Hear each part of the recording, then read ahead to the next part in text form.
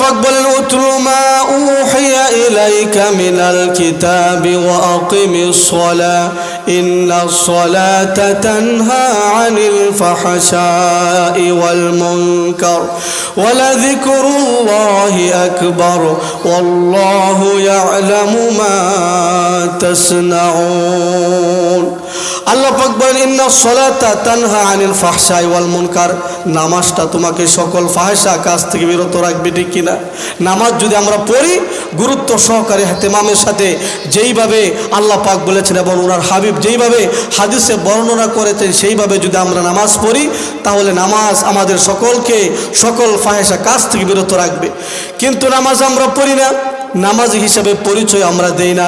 একজন মানুষের ঈমান আনার পর সর্বপ্রথম বড় পরিচয় হলো নামাজি হওয়া, ঠিক কিনা?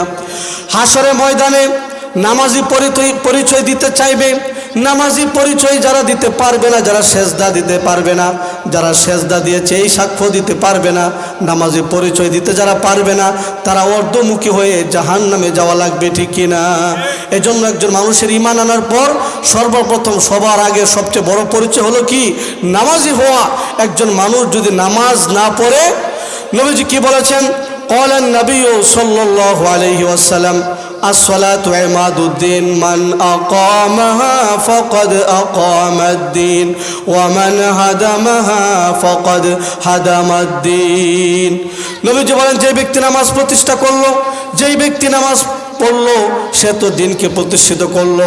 ওমান হাদামাহা ফাকাদ হাদামাদ্দিন, আর যে নামাজকে ধ্বংস করলো, নামাজকে ছেড়ে দিল, সে তো দিনকেই ধ্বংস করে দিল, ঠিক কিনা? এজন্য অবশ্যই আমাদের নামাজ পড়তে হবে। সবচেয়ে ক্ষতির কারণ হবে হাসরের ময়দানে আল্লাহ পাক আমাদেরকে সেজদা করতে বলবেন।